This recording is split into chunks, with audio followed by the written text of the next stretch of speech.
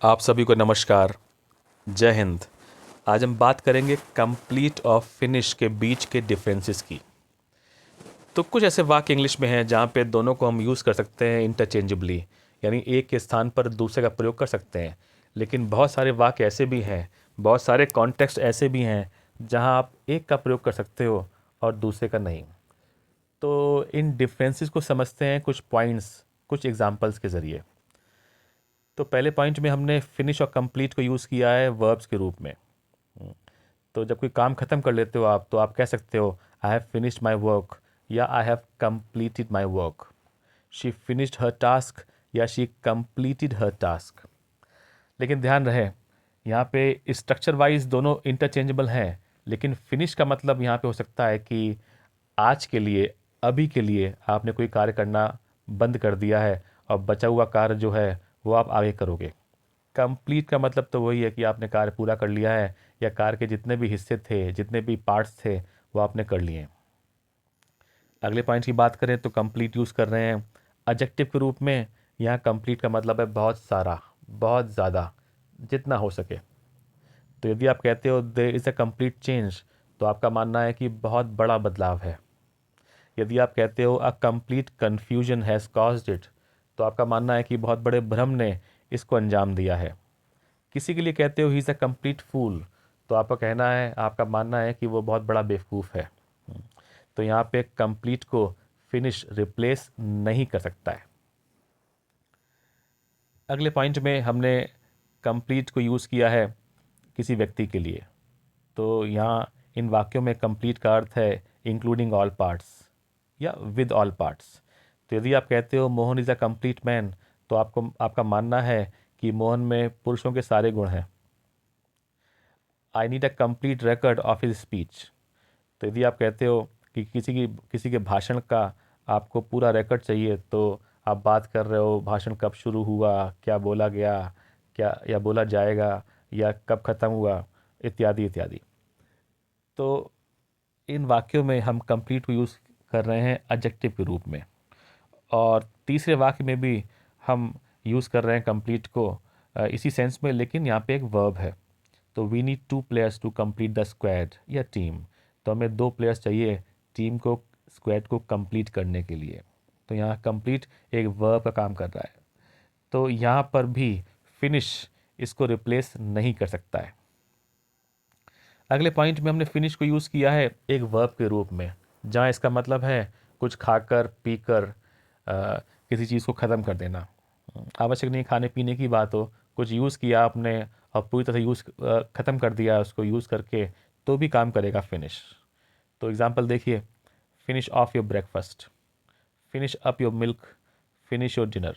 तो यहाँ पे आप बिना ऑफ और अप के भी फिनिश का प्रयोग कर सकते हो, है ना, और सेंस सेम रहेगा।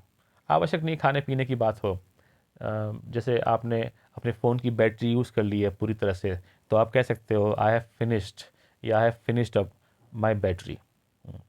यहाँ पर कंप्लीट इसको रिप्लेस नहीं कर सकता है। अगले पॉइंट में हम फिनिश को यूज़ कर रहे हैं एक वर्ब और एक नाउन के रूप में। तो किसी कंपटीशन गेम की बात हो या उसके रिजल्ट को रेफर कर रहे हो, तो आप कह सकते हो he finished second in the race, वो रेस में सेकंड आया। It was a close finish, है ना, कोई मैच था, उसका अंत का हिस्सा बड़ा रोमांचक था, तो आपने कहा it was a close finish. और द फिनिश वॉज ऑसम, तो यहाँ पे आप बता रहे हो कि जो अंतिम हिस्सा था, जो अंत था, बहुत ही अच्छा था। तो यहाँ पर भी वर्ब और नाउन के रूप में कंप्लीट इसको रिप्लेस नहीं कर सकता है।